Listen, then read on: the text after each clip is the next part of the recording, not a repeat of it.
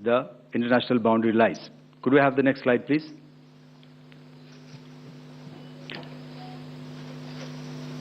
Orientating. Oh, just go back to one slide. Okay. Please have a look at this red building. The series of buildings out here and this empty ground. Next.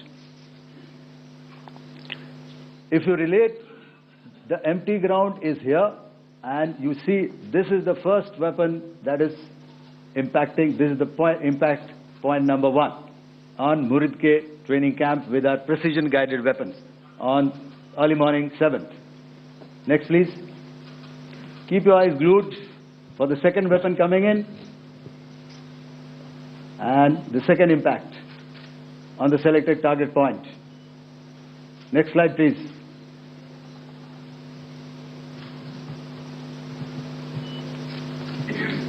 Third weapon, third impact. Continue. And fourth weapon, fourth impact. So through these targeted and precision targeting, we addressed the target at Muridke, which was the terrain infrastructure. Can you hear me? All right. Okay, I'll come closer to the mic. Now we go to the next target, which is the Bhavalpur training camp. Next slide, please. Okay, just wait. So the effect, if you see, the impact point, if I can point out, this is the impact point. The ammunition has gone through the roof and it has created a blast inside, the photographs of which you would have, all of you would have seen. And the red building, after that, there was this double-story building. It has been completely decimated by our precision targeting. Next, please. The target system, which was in the north, a series of buildings. I will show you how it looked. Next. Completely destroyed by our precision targeting. Next. Now coming to Bhavalpur, this is the target complex that we are dealing with, a fairly large target complex. So we had to carefully choose the points that we needed to address, which were high value and which would meet our stated objectives of eliminating the terrorists. I would like to draw your attention to this red canopy, and in relation to that, I would cover the targets. One target system is a series of buildings here, other one here, and other one out here. Next slide, please. This is how it looked before, and this is how the building looked after the impact of the weapon. And orientation in relation to this red canopy, you can see here. Next, please. Before, next, and after. The roofs have completely collapsed. Next. This is the target system. Next. Precision targeting, and we have achieved our objectives here. Next. All right. So that was what we did on the 7th. Our objective was to address these two terrorist camps, and that we did with precision. And thereafter, we maintained a robust air defense posture, because remember, our objective was to target the terrorists and terrorist infrastructure, not any other infrastructure, not the Pakistani military, not the Pakistani any other infrastructure. So that is what we have maintained on the 7th of May. However, what we saw in the evening of 7th of May, we were saturated with a raid of Pakistani unmanned aerial vehicles and small drones. And these came in waves in our civilian areas, over our military installations, and all of them were successfully intercepted. Few of them did manage to land. However, there was not much damage that they did. And we have our robust counter-US hard kill and soft kill systems which did the job. However, the difference here was that we had targeted the terrorists.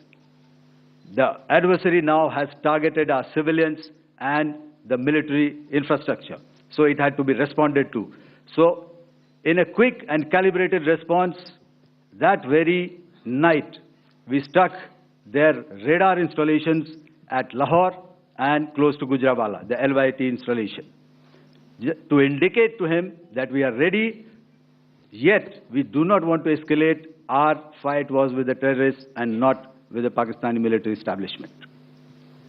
Thank you. Thank you, Air Marshal Bharti.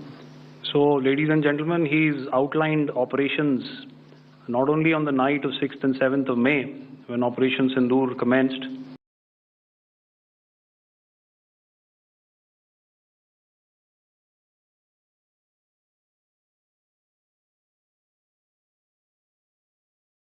but also on the subsequent night, being well aware and familiar with the congenital and impulsive nature of our adversary. And even though we did attempt to reach out and communicate our compulsions to strike at the heart of terror to my counterpart in the immediate wake of Operation Sindoor, the request was brusquely turned down,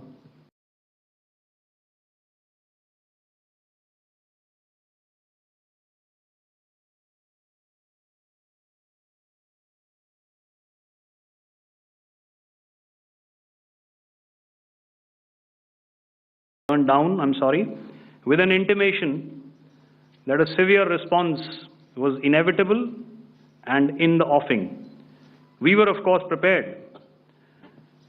Operations on the 7th and the 8th, Air Marshal Bharti spoken about. On the night of 8th and 9th of May, they flew drones and aircrafts into our airspace all across the borders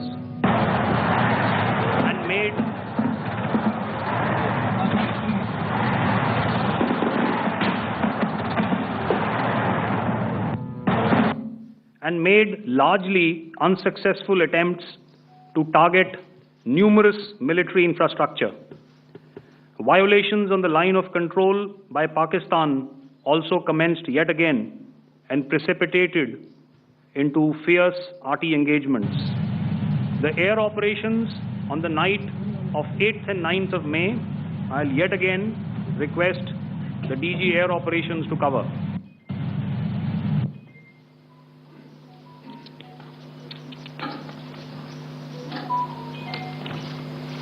So I just covered what happened on the night of 7th and 8th.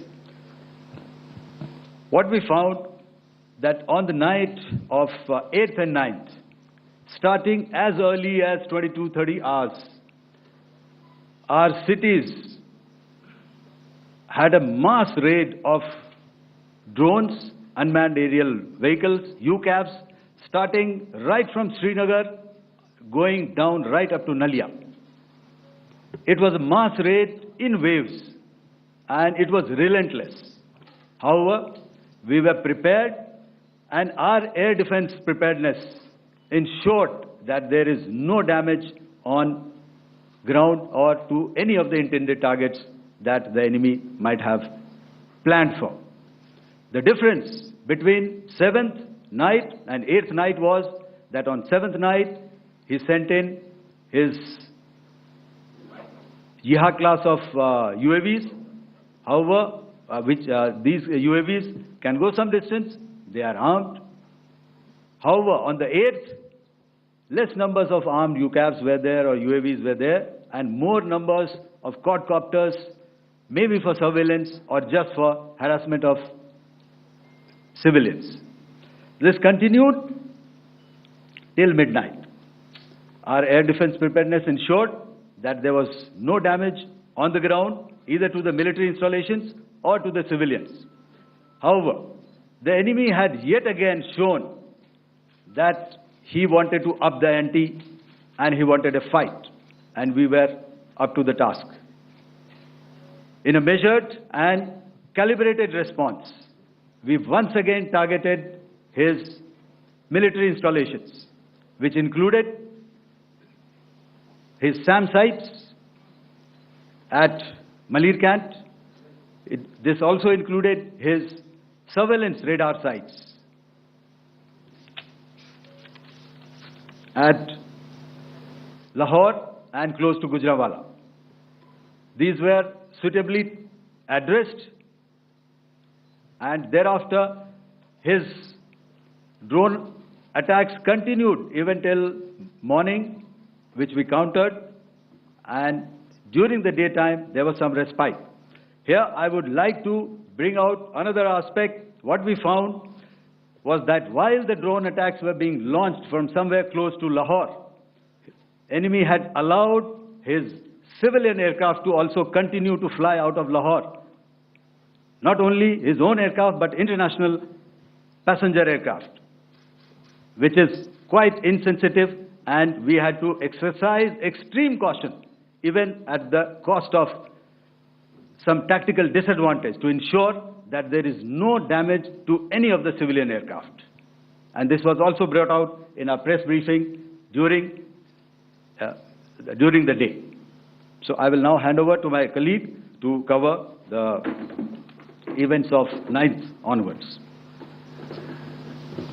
On land, we also undertook certain measures such as deployment of air defense and electronic warfare assets to establish an integrated grid with the Indian Air Force, and I have seen and heard some of you wax eloquent about the benefits of such an architecture when it comes to negating and combating air intrusions.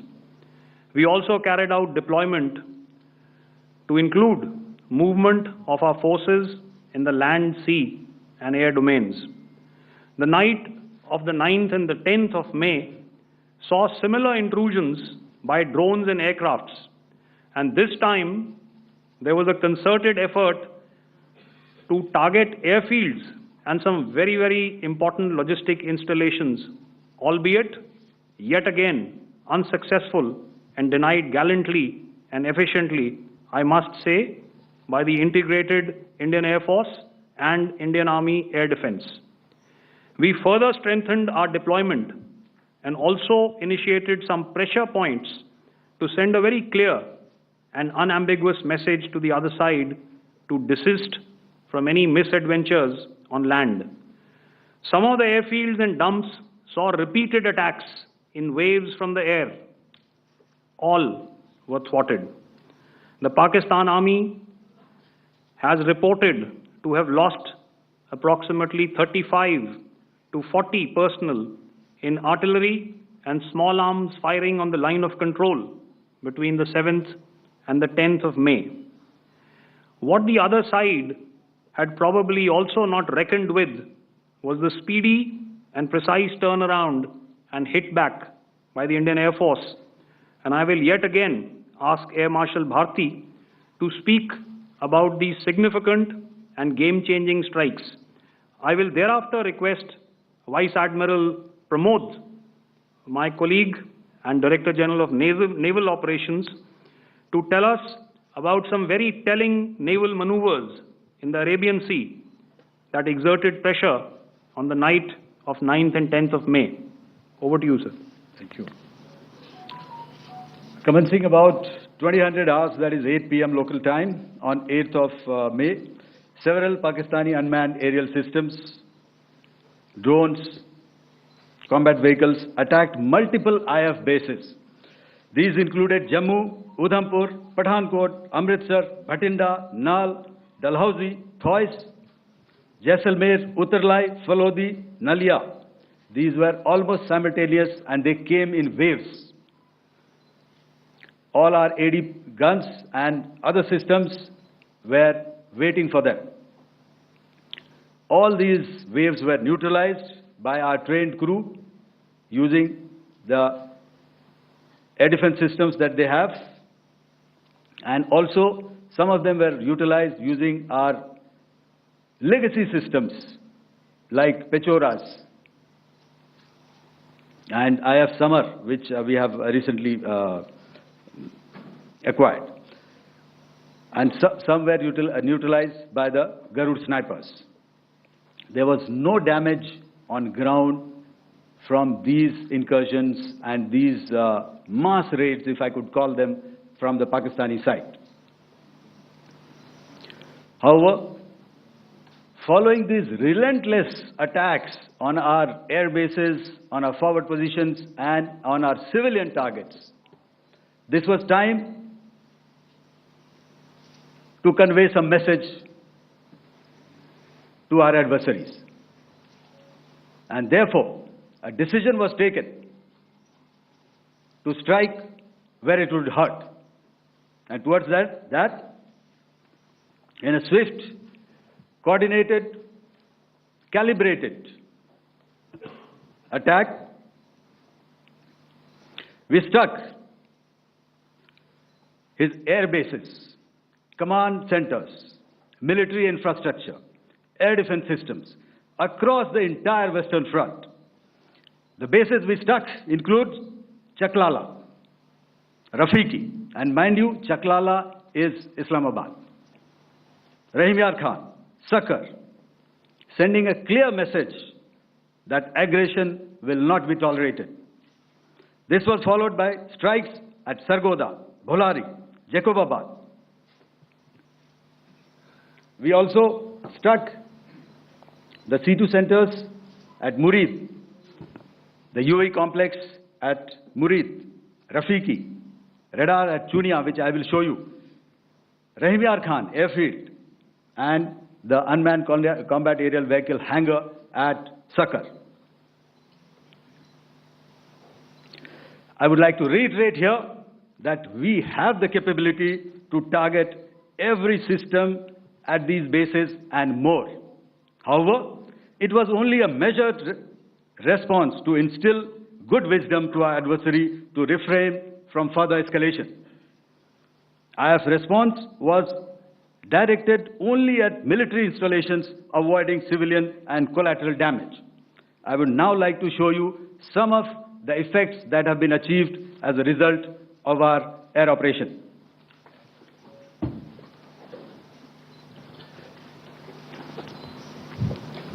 Here is the Pasrur air defense system, if you could see. Zoomed up view, this is the radar mounted on a high tower. And after the strike,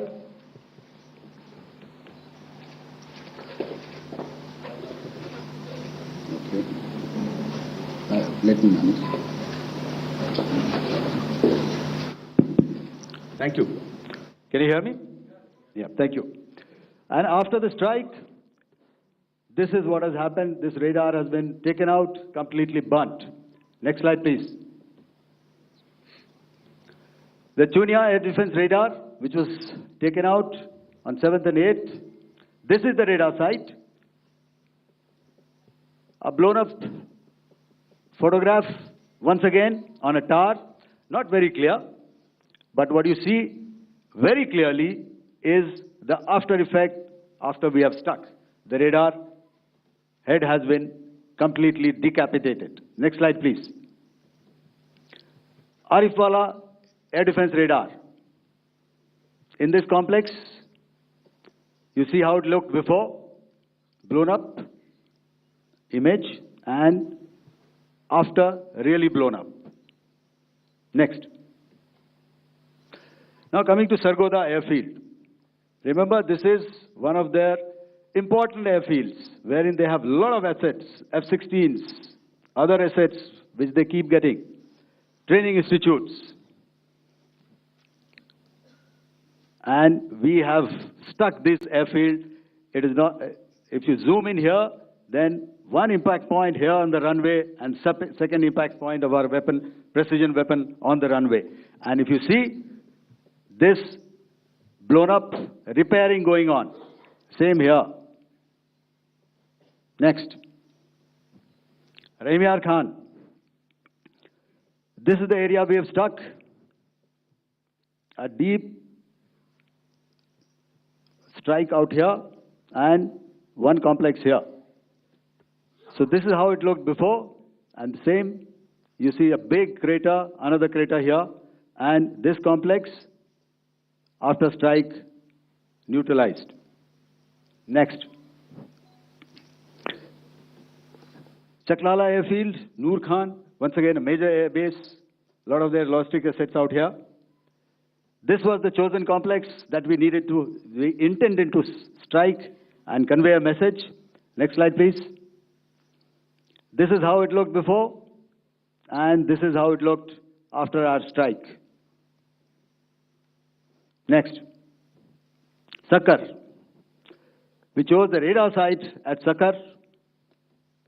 This is the radar site, and after it was struck, this is the aftermath, completely burnt out. Next, please.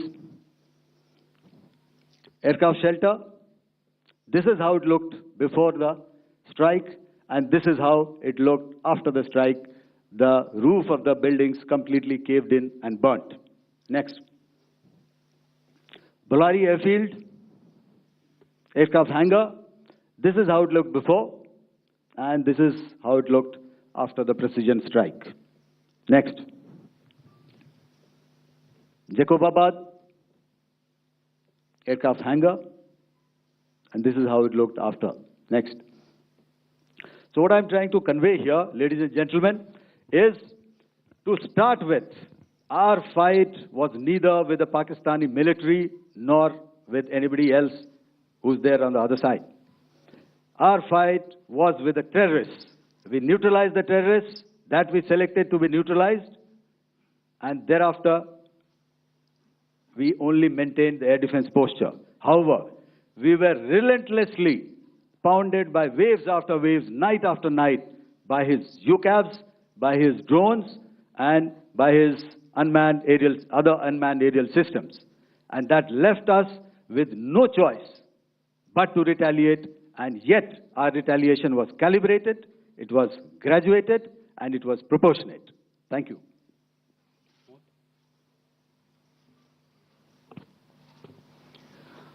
Good evening, ladies and gentlemen. In the aftermath of the cowardly attacks on innocent tourists at Pahalgam in Jammu and Kashmir by Pakistani-sponsored terrorists on 22nd April, the Indian Navy's Carrier Battle Group, surface forces, submarines, and aviation assets were immediately deployed at sea with full combat readiness in concert with the joint operation plan of the Indian Defence Forces. You may be aware that we tested and refined tactics and procedures at sea during multiple weapon firings in the Arabian Sea within 96 hours of the terrorist attack. The aim was to revalidate our crew, armament, equipment, and platform readiness to deliver various ordnance on selected targets precisely. Thereafter, our forces remained forward deployed in the Northern Arabian Sea in a dissuasive and deterrent posture with full readiness and capacity to strike select targets at sea and on land, including Karachi at time of our choosing. The forward deployment of the Indian Navy compelled Pakistani naval and air units to be in a defensive posture, mostly inside harbors or very close to the coast, which we monitored continuously. The Indian Navy maintained seamless maritime domain awareness throughout the duration and was entirely aware of the location and movement of Pakistani units. In effect, we had and continue to have good battle space transparency using our maritime domain awareness grid. As you are aware, our response has been measured, proportionate, non-escalatory, and responsible from day one. Accordingly, the calibrated approach considered all options, including the ability of the Indian Navy for offensive action from and at sea. As part of this escalation control mechanism, the application of force by the Navy was planned in a synchronized manner in coordination with the Army and Air Force, the highlight being teams from the three services working closely in an integrated manner.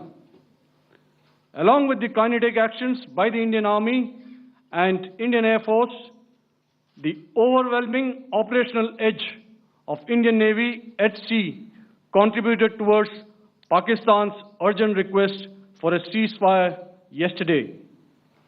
As we speak, Indian Navy remains deployed at sea in a credible deterrent posture to respond decisively to any inimical action by Pakistan or Pakistan-based terrorists. Thank you. Samno Varna, Jai Hind. Now I'll hand over to Director General Military Operations for further proceedings.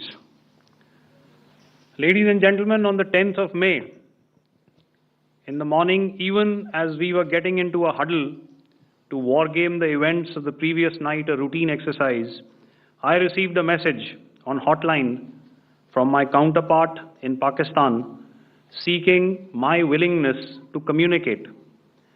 Since our initial aim was to strike at terror camps, and all our actions in the subsequent days were in response to the intrusions and violations by the Pakistan Air Force and its army, it was decided that I would indeed speak with my counterpart.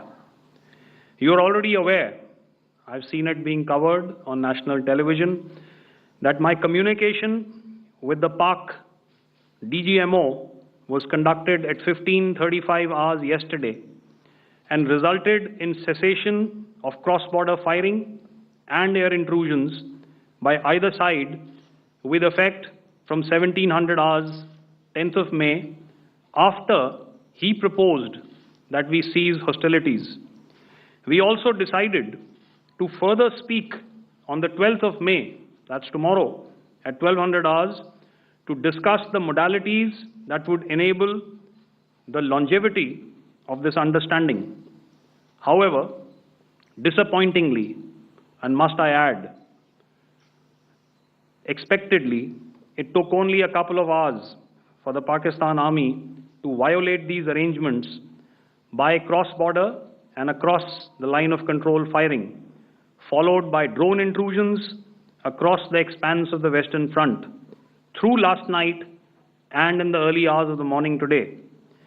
These violations were responded to robustly and dealt with as they must be.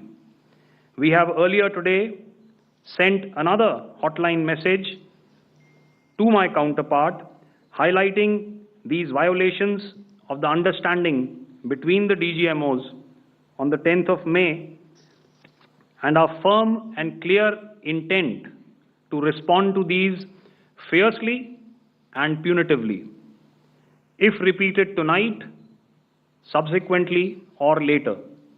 In this regard, I must inform all of you that the Chief of Army Staff has earlier today conducted a security review and has granted full authority to our Army commanders for counter-actions in the kinetic domain in case of any violation by Pakistan. In the end, I pay my solemn homage to my 5 fallen colleagues and brothers from the armed forces and civilians who have tragically lost their lives in Operation Sindoor. Our hearts go out to the bereaved families, and we express our solidarity to them in this lifetime and beyond, at this grave juncture in their lives. Their sacrifices shall always be remembered and spoken of in glowing terms by a grateful nation. We have thus far, ladies and gentlemen, exercised, and my colleague Pramod highlighted this, immense restraint, and our actions have been focused measured, and non-escalatory. However, any threat to the sovereignty, territorial integrity, and safety of our citizens will be met with decisive force. Jai Hind. Okay, ladies and gentlemen, we are now open for questions. All right, now, since I would not know all of you, I would expect you to please raise the placard or your hand, and once I indicate, I expect you to please give out your name and the media group that you belong to. Keep your questions short so that we can take as many questions as possible. Also, ladies and gentlemen, kindly bear in mind that confidential aspects may not be answered by the 3 DGMOs. Right. I've got a lot of hands there. Let me start from the left. Left foot always in front when we start marching. So here we have to the left, okay. Yeah, 238. Hello. So this is Manas Pratimudyan from PTI, Press Trust of India. So the understanding that was reached yesterday on stopping the military operations and actions, was it for just 3 days? And what would be the cost escalation if there is violation of this understanding by the Pakistani side? And my subsequent question would be that we have a kind of ceasefire agreement with Pakistan that was finalized in 2003. So will there be some kind of similarities in frameworks between the two kind of understandings, 2003 ceasefire agreement and the current understanding on stopping military operations? And again, what are the cost that will be incurring on Pakistan if Pakistan again resorts to this kind of terrorist activities, because we have made it very clear that the cost will be very high. So I would like to have your thoughts on it. Okay, so I'll answer the latter part of the question first. I also want to add that while the initial ceasefire agreement, as you correctly pointed out, is of the 2003 vintage, but I must remind you that in 2021, in the month of February, and this was then when the crisis in eastern Ladakh was also on, the 2 DGMOs had spoken and arrived at a ceasefire understanding that lasted right up until this unfortunate attack at Pahalgam. Once our Foreign Secretary had announced the decisions of the CCS in the immediate wake of that attack, he had announced certain measures, and then of course Pakistan had in turn made its own announcements. Since then, there have been certain violations of this ceasefire understanding, and of course after the 7th of May, like I pointed out during my statement, that there have been numerous violations on the line of control especially, and of course along the international boundary by the Pakistan Army and the Pakistan Air Force. This understanding that we spoke about yesterday, no, it was not for 3 days. It was first to stop aggressive and hostile activities immediately, let that order and direction settle down for about 36 hours, and thereafter discuss modalities, like I said, to ensure its longevity. That is tomorrow, on the 12th of May. But unfortunately, we had a violation starting at approximately 1900 hours last night. And we've sent a communique, like I said, to the Pakistan Military Operations Directorate. And we will await as to what happens tonight. All right. The cost escalation, I'll leave it to your best imagination. I've already said that the response will be fierce and punitive. Now, the right foot forward. Yeah. 160.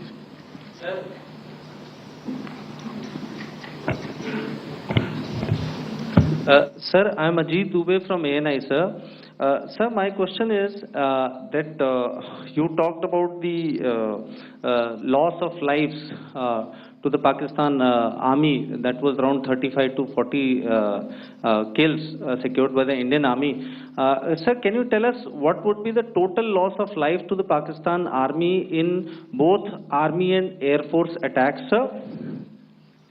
And how good was the performance of the BrahMos, Scalp and the S-400 during the operations? And sir, since we have... Sir, just one line. No multiple questions, please. Sir, all right. and since, sir, we have achieved such a spectacular, we have made good achievements in this entire operation, can we say that we have emerged victorious, or we have a big upper hand over the Pakistanis in this entire conflict? Thank you very much, sir. So I'll answer the question about the loss of lives on the other side. Of course, there are various means to ascertain that number. There is information from various agencies that come in. There are, of course, on the line of control, other ways to find out as to what has been the effect of what you are doing there in ceasefire violations. So therefore, I mentioned 35 to 40 on the line of control, and please remember that once Operation Sindoor was launched, the responses of the Pakistan Army were also on Indian Army or the Indian Armed Forces infrastructure. Let me put it that way. So that's why I did not cover casualties of the Pakistan Army, at least in the initial phases of battle, because those were not our targets. Our targets were terror-oriented, and of course later, once they launched air intrusions and air operations on our infrastructure, we've used heavier weapons, and of course there would have been casualties, but those are still being assessed. The effects of the weapons that you mentioned, I will request Air Marshal Bharti to apprise all of you about those. Good evening, Mr. Sujit. How are you? Ajit. Okay, we're meeting after some time. I never mentioned about any of the weapons that we used. Check. Okay. What I was saying, that I never mentioned of any of the weapons, the caliber that we used. All right. So we'll leave it at that. Those are matters of operational details which I would not like to go into. But suffice to say that whatever methods and whatever means we have chosen, it had the desired effects on the enemy targets. How many casualties? How many injuries? Well, to start with, our aim was not to inflict casualties, but in case there have been, it is for them to count. Our job is to hit the target, not to count the body bags. And the last part of your question, I wonder if you read out the tweet on ADGPI at midnight once we'd done what we had to in Operation Sindoor. And that's credit to my friend here on the left. Justice has been served, Ajit. That is all that I will say. Ajit, I'll request you to, refrain putting words into his mouth. All right. I'll come back to the left. 147. Sorry, 47. No, 47. Did I see it here or? Yeah. Good evening, gentlemen. Sorry, 147, I saw it there. Sorry. Yeah. Since I've already said 147, start please. Hi sir, good evening. This is Shivam Patel from Reuters News Agency. Thank you for giving me the opportunity. My question, sir, is how many military targets did Indian Armed Forces strike in Pakistan in response to the attacks from Pakistan? How were these targets selected? And how many troop casualties have been there in total on both sides, if you can give details? Thank you. I'm sorry, where are you? I haven't spotted his... Here's to the right. Okay. Can you just repeat that for me, please? Sure, sir. So my name is Shivam Patel. I'm from Reuters News Agency. My question is, how many military targets in total did the Indian Armed Forces strike in Pakistan in response to the attack from Pakistan? How were these targets selected? And how many troop casualties have been there on both sides, if you can? So you're speaking of the targets that I mentioned in the wake of the attack at Pahalgam, right? Military targets, after full response. Yeah, I think it's amply clear to everybody here that the Pakistan army has not crossed the international boundary, neither in the plain sector nor on the line of control. So the intrusions have been in the air. There have been certain attempts on the line of control when ceasefire violations have been on to try and infiltrate and carry out and perpetrate activities that we are all very well familiar with. Whether these are by terrorists or by the Pakistan army or its special forces and commandos is difficult to say, but each of these have been effectively thwarted. So therefore, as far as engagements of military targets on the other side is concerned, I thought Air Marshal Bharti covered those very well and in detail, and he also mentioned as to how they went about targeting those. I think those images were very clear and very, very graphic in telling us as to what we needed to hit. And you'll remember right at the outset I said that we even went into what was the construction in each of these locations and therefore decided on the vector that had to be utilized. Please. Okay, if I could add to what the DGMO has said, I have already detailed the targets. Now, whether it is X numbers or Y numbers that is immaterial. And what damage have we inflicted? You have seen. What are the casualties on the other side? As I said, that is for them to count. As far as we are concerned, from the air defense side, if they had a choice, they would have definitely come in. They are fighters, there are more numbers of UCAVs. It is not that they did not intend to come in. It is only that our robust AD posture prevented them from coming in. So that must be known, and that must be realized by all the audience here. Yeah, I'll come to the left now, 24.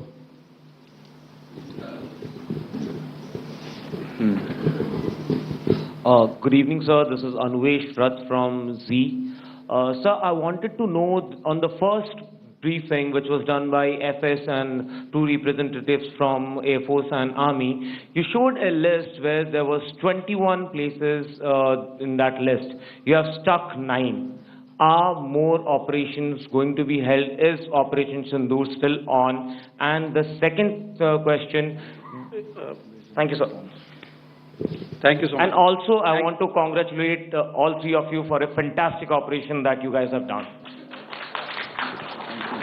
Thank you so much. Thank you so much for that one question.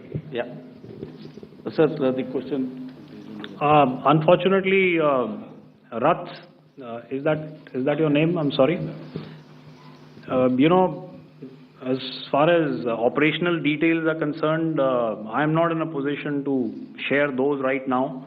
But I think I'll take a cue from Pramod. He said towards the end that the Indian Navy is still in a posture that is deterrent. And I have already made it very clear towards the end of what I said that it's only a couple of hours ago that the Chief of Army Staff has carried out a security review and he's authorized our Army commanders to deal with violations of any kind from across the borders in a manner that they deem fit. So again, to reiterate, the response will be fierce and it will be punitive.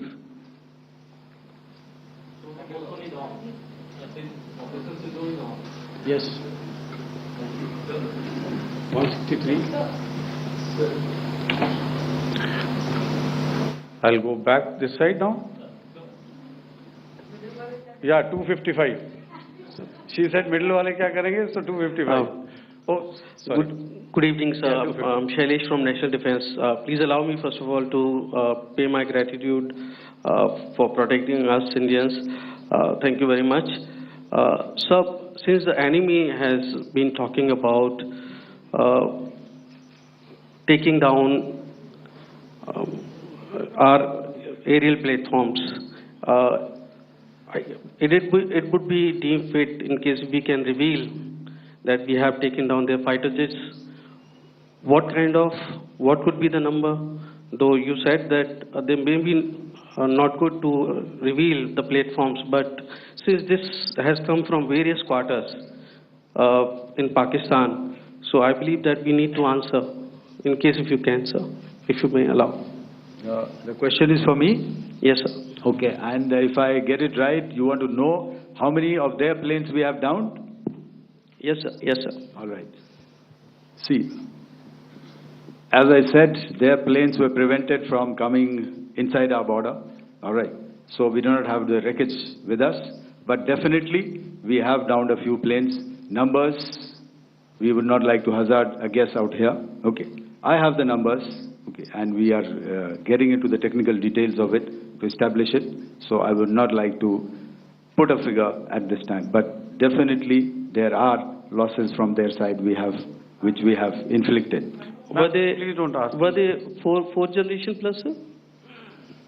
No, See, sir, you're putting words into my mouth. Why do you say fourth generation? Let us make it high tech. Okay. Thank you so much, sir. all right. Yeah, 163.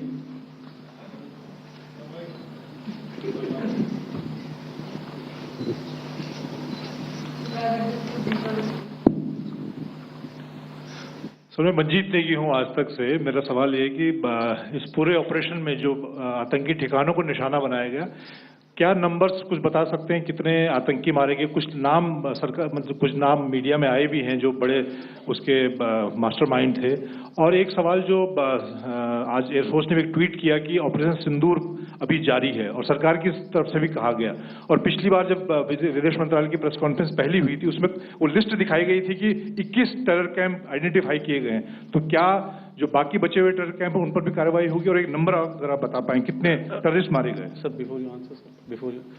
Manjeet ji, 3 questions. The third one has just been asked here before.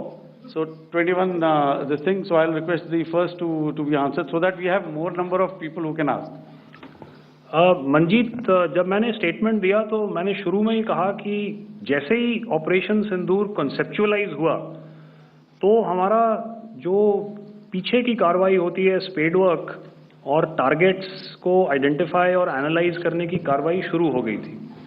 मैंने जब statement दिया तो मैंने बताया कि बहुत सारे थे, हमने 21 दिखाए होंगे और भी हैं, लेकिन वो लिस्ट फिल्टर करते करते 21 तक पहुंची। अब क्या आगे एंगेज किए जाएंगे? अगर ज़रूरत पड़ेगी तो ज़रूर एंगेज किए जाएंगे, लेकिन मैंने बताया कि इस समय जो इंट एजेंसीज ने हमें बताया कि फलाने कैंप में प्रेजेंस है, हमने उनको एंगेज किया।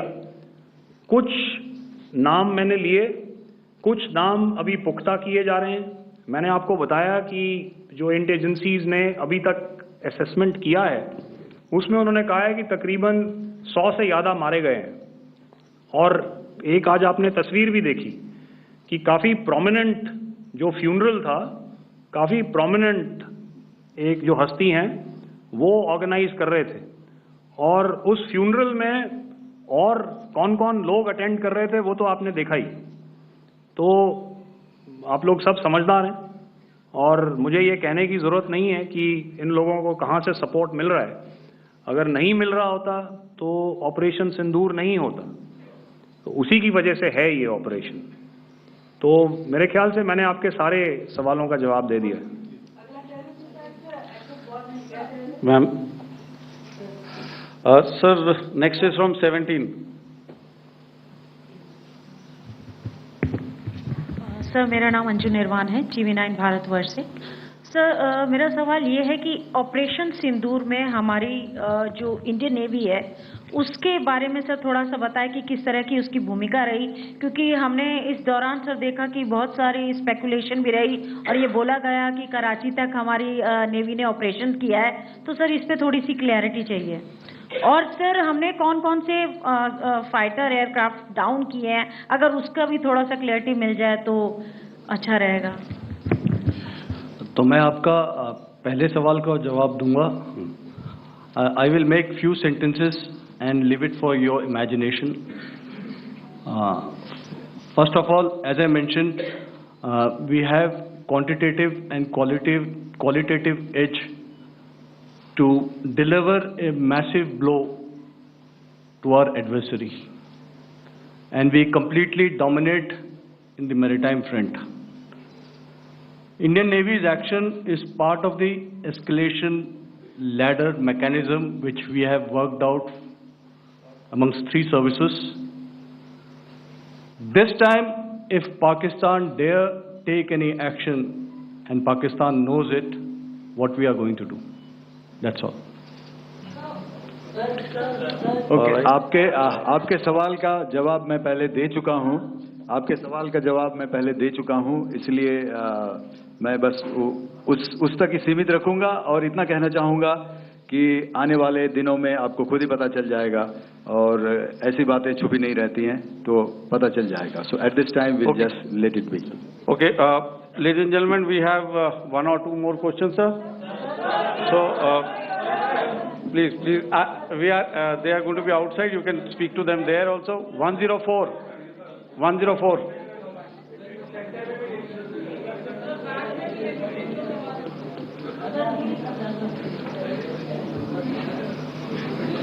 I think. Yeah, ask sir. Sir, Dinakar with the Hindu newspaper. Are you surprised that you got this question? No, sir. I'm waiting for the alert.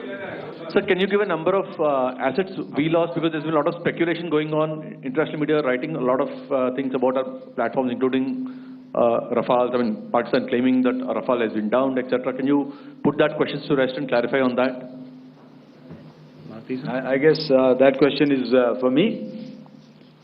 All right, I'm happy that you've asked this question. You know, we are in a combat scenario, and losses are a part of combat. The question that you must ask us, okay, and indeed that we must ask ourselves, you inclusive, is have we achieved our objectives? Have we achieved our objective of decimating that terrorist camp? And the answer is a thumping yes. And the results are for the whole world to see. As for the details, what could have been, how many numbers, which platform did we lose? You know, at this time, I would not like to comment on that, because we are still in a combat situation. And if I comment on anything, it will only be advantage adversary. So we don't want to give him any advantage at this stage. All I can say is that we have achieved our objectives that we selected, and all our pilots are back home. Thank you. Okay, hold, please don't, please be civil here. So we'll have 220 now. Sir, hello sir, this is Anita Chaudhary sir from Swadesh newspaper.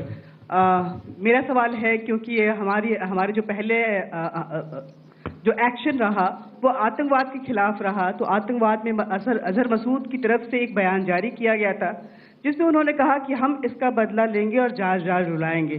तो क्या अगला, अगर खुदा न खास्ता अगला terror attack किसी भी तरह का होता है, तो क्या उसे एक्ट ऑफ वॉर में हमारी तरफ से लिया जाएगा और उसका क्या माकूल जवाब दिया जा सकता है? मेरा इसमें सिर्फ एक ही जवाब है आपके लिए कि हमने अपनी कार्रवाई करी। हमने उसके बाद मैंने अपने स्टेटमेंट में भी बताया कि ये कम्युनिकेट करने की कोशिश करी कि हमने इस तरीके से ये जो स्ट्राइक्स हैं वो क्यों की। लेकिन जो हमारा एडवर्सरी है उसने जैसे मुनासिब समझा वो कार्रवाई करी। तो आपने देखा कि ये जो एक्टिविटीज़ चल रही हैं 3-4 दिन से, ये कोई वॉर से कम नहीं है। नॉर्मल सर्कमस्टांसेस में एक दूसरे देश की एयर फोर्सेस हवा में नहीं उड़ती हैं और एक दूसरे के ऊपर स्ट्राइक्स नहीं करती हैं। हर रात इंट्रूजन्स नहीं होते हैं। लाइन ऑफ कंट्रोल पर सीज फायर वायोलेशंस, आपके एक साथी ने सवाल पूछा था शुरू में, एक सीज फायर अंडरस्टैंडिंग था, वो भी जा चुका है। उस सीज फायर अंडरस्टैंडिंग के जाते जो फायरिंग हो रही है लाइन ऑफ कंट्रोल में, उसमें घुसपैठ की कोशिश हो रही है।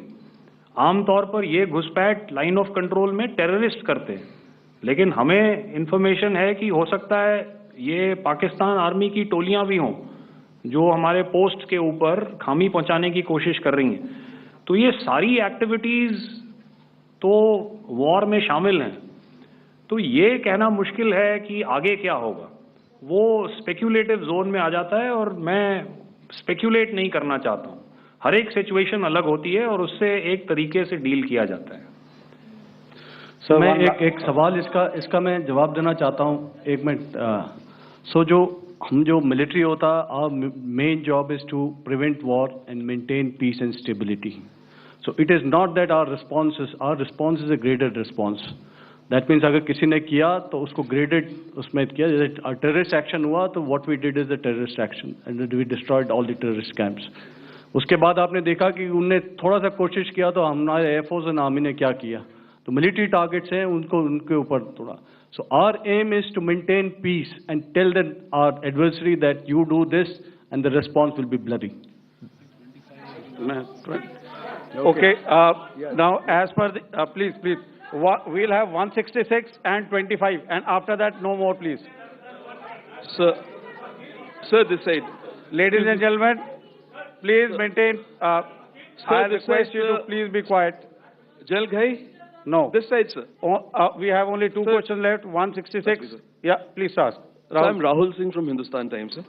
So you were totally on top of the game in the kind of losses you've inflicted on the enemy. I mean, we saw the slides and everything. So it kind of comes across that you were batting it 99 and you decided to declare your innings. What are your thoughts on that, sir? And do you think, are you weighing the option of the Pakistan Army using this time, buying this time of the so-called ceasefire or the understanding? And you talked about how they could not be trusted. So buying time to kind of build up their war reserves, getting stuff from their friends like Turkey or China, are we considering that possibility, sir? Look, see, the call came from the Pakistani side to speak about cessation of hostilities. What pauses mean during such conflicts is known to everybody. You know, I don't want to go into the pros and cons of how preparation for war is made. You know, that is a process in itself. But I think my senior colleague here, the DG Air Operations, spoke, or he alluded at least, you know, to what this operation was precisely and specifically meant for. And I think that's something that we achieved, you know, right at the outset. Had we had the option not to go further, we probably wouldn't have. But we've been compelled to be in this situation. And as you've seen, the armed forces of India, and you know, you've got the 3 Director Generals sitting here, we are always prepared to face any eventuality. And like I said, that's for the sovereignty, the territorial integrity, and the safety of our citizens. So whatever has to be done will be done. You know, I'm not so concerned about what Pakistan will do in this time. I'm only concerned about what we will do.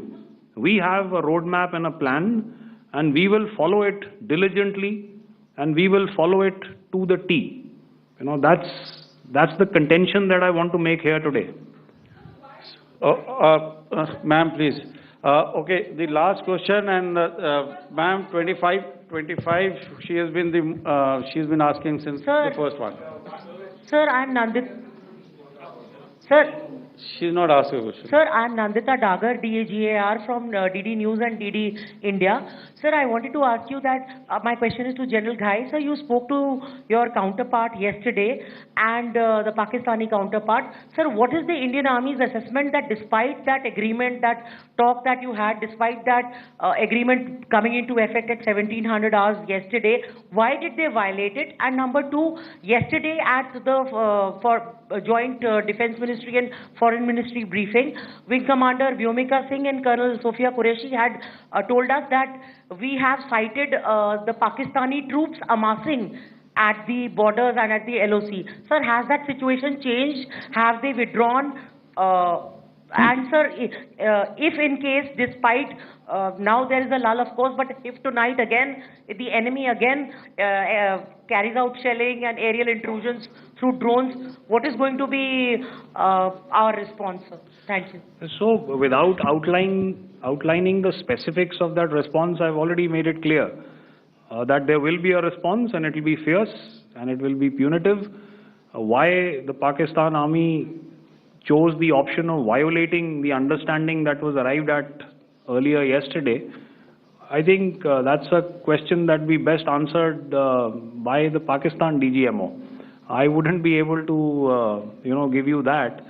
But, in situations such as these, and if you go back into any conflict, sometimes these understandings take time, to fructify and manifest on ground. But without, getting into the reasons, it is our mandate to be prepared at all times, and that we were. It's not as if because there was an understanding we weren't prepared. I must tell you that the armed forces were on a very, very high alert, and they continue to be in that state even as we speak. Oh, all right. Ladies and gentlemen, please, ma'am, please. Okay, thank you so much for coming today. Those who have missed asking a question, those who have missed, see, I knew I'll grab this attention from you like this. Those who have missed the opportunity to ask a question can give me a written one. I'll definitely get back to you with that. And also, they are they are invited for a cup of tea in my office day after tomorrow. Thank you, ladies and gentlemen, for coming. Thank you. On Operation Sindoor, we will begin with opening statements by the three senior officers to my right here, who have been directly overseeing operations during Operation Sindoor.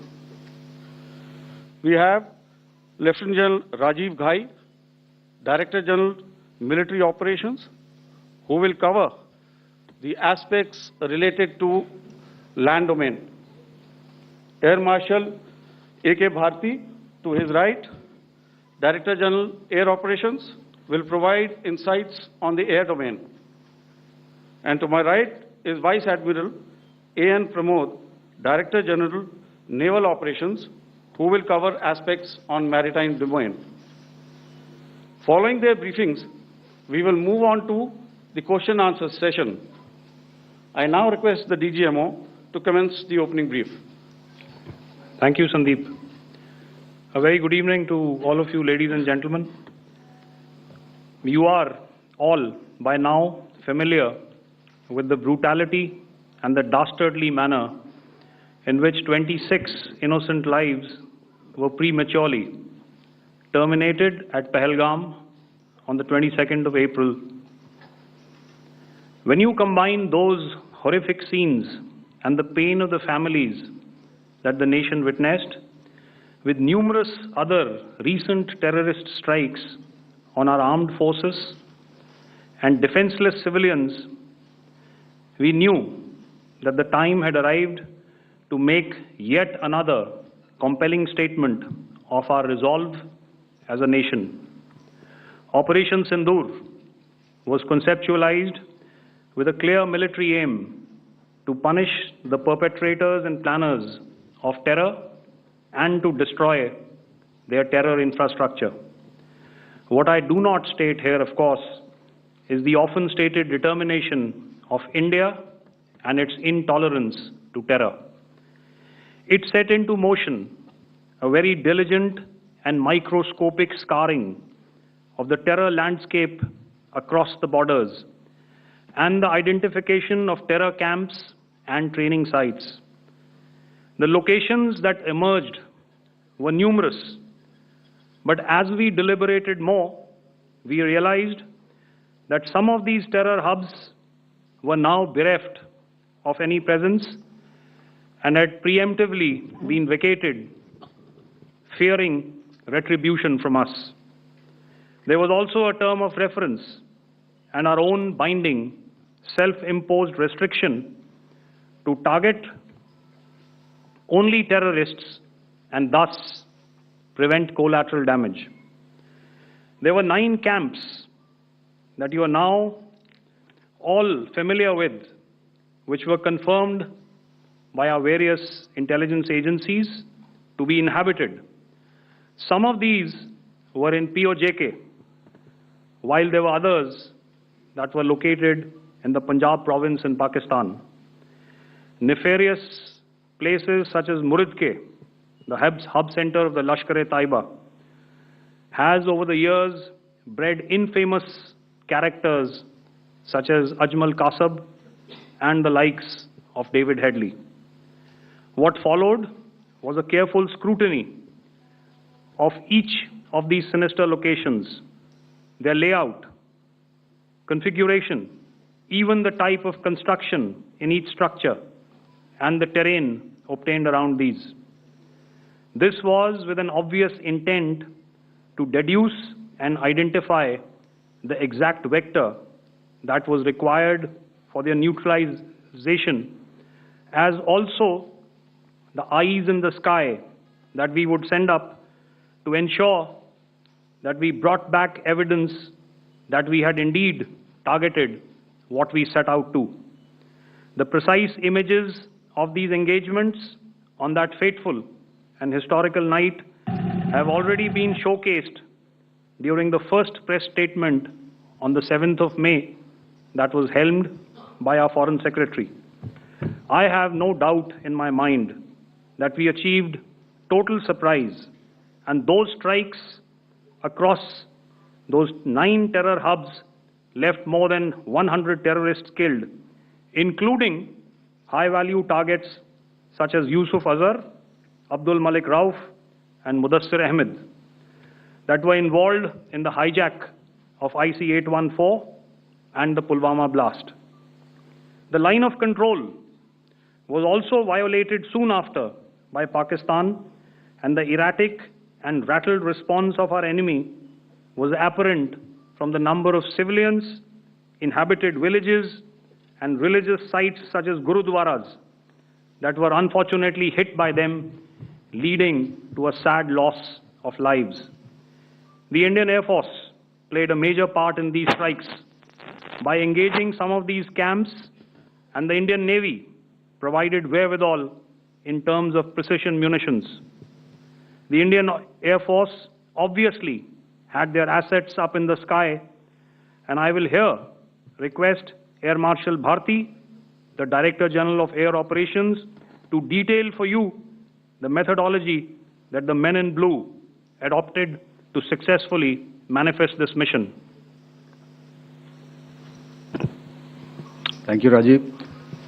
A very good evening, ladies and gentlemen. It indeed is a difficult time that we have to come here like this and brief you. We could have done without this, but we had no choice. As the DGAO has detailed, the event was precipitated by the dastardly act at Pahalgam. The sequence of events have already been detailed. We carefully selected the targets, and out of the 9 selected targets, the target systems that were given to the Indian Air Force were the notorious training camps at Bhavalpur and Muridke, these being further from the international boundary. Through critical target system analysis, we analyzed what was to be done to annihilate these targets, and plan to engage these targets with precision air-to-surface guided munitions so as to avoid collateral damage. The modalities of planning process I will not go through at this instant. However, what I would like to show you is the results that we achieved through our targeted airstrikes. Could I have the second slide, please?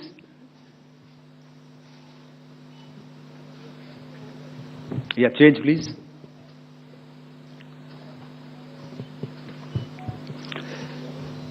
Okay. This is what the terror infra at Muridke looks like. If you see, north is as indicated, and to the right is east, where the international boundary lies. Could we have the next slide, please?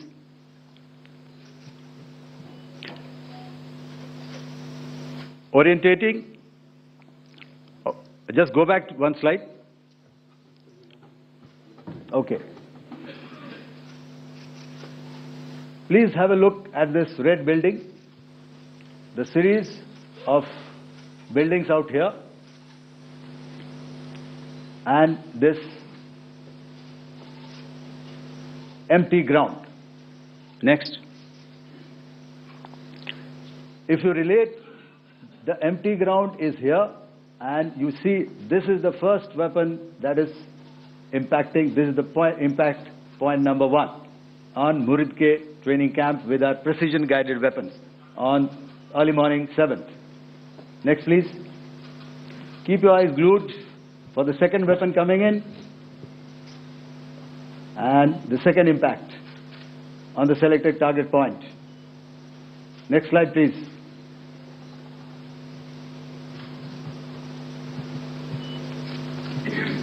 Third weapon, third impact. Continue. And fourth weapon, fourth impact. So through these targeted and precision targeting, we addressed the target at Muridke, which was the terrain infrastructure. Can you hear me? All right. Okay, I'll come closer to the mic. Now we go to the next target, which is the Bhavalpur training camp. Next slide, please. Okay, just wait. So the effect, if you see, the impact point, if I can point out, this is the impact point. The ammunition has gone through the roof and it has created a blast inside, the photographs of which you would have, all of you would have seen. And the red building, after that, there was this double-story building. It has been completely decimated by our precision targeting. Next, please. The target system, which was in the north, a series of buildings. I will show you how it looked. Next. Completely destroyed by our precision targeting. Next. Now coming to Bhavalpur, this is the target complex that we are dealing with, a fairly large target complex. So we had to carefully choose the points that we needed to address, which were high value and which would meet our stated objectives of eliminating the terrorists. I would like to draw your attention to this red canopy, and in relation to that, I would cover the targets. One target system is a series of buildings here, other one here, and other one out here. Next slide, please. This is how it looked before, and this is how the building looked after the impact of the weapon. And orientation in relation to this red canopy, you can see here. Next, please. Before, next, and after. The roofs have completely collapsed. Next. This is the target system. Next, precision targeting, and we have achieved our objectives here. Next. All right, so that was what we did on the 7th. Our objective was to address these two terrorist camps, and that we did with precision. And thereafter, we maintained a robust air defense posture, because remember, our objective was to target the terrorists and terrorist infrastructure, not any other infrastructure, not the Pakistani military, not the Pakistani any other infrastructure. So that is what we have maintained on the 7th of May. However, what we saw in the evening of 7th of May, we were saturated with a raid of Pakistani unmanned aerial vehicles and small drones. And these came in waves in our civilian areas, over our military installations, and all of them were successfully intercepted. Few of them did manage to land. However, there was not much damage that they did. And we have our robust counter-US hard kill and soft kill systems which did the job. However, the difference here was that we had targeted the terrorists. The adversary now has targeted our civilians and the military infrastructure. So it had to be responded to. So in a quick and calibrated response, that very night, we struck their radar installations at Lahore and close to Gujranwala, the LYT installation, to indicate to him that we are ready, yet we do not want to escalate. Our fight was with the terrorists and not with the Pakistani military establishment. Thank you. Thank you, Air Marshal Bharti. So, ladies and gentlemen, he's outlined operations not only on the night of 6th and 7th of May, when Operation Sindoor commenced,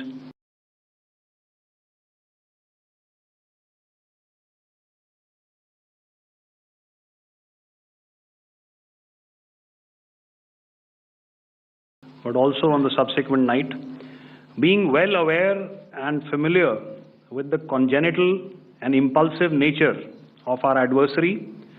And even though we did attempt to reach out and communicate our compulsions to strike at the heart of terror to my counterpart in the immediate wake of Operation Sindoor, the request was brusquely turned out .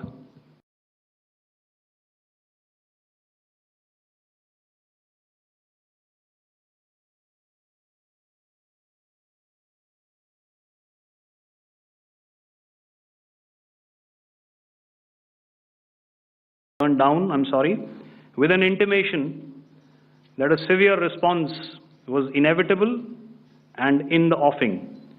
We were, of course, prepared. Operations on the 7th and the 8th, Air Marshal Bharti spoken about. On the night of 8th and 9th of May, they flew drones and aircrafts into our airspace all across the borders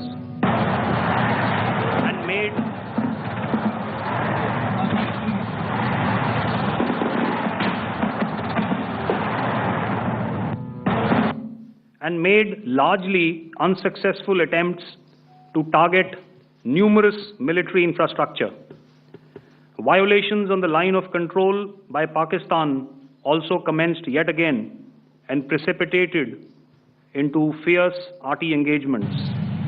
The air operations on the night of 8th and 9th of May, I'll yet again request the DG Air Operations to cover.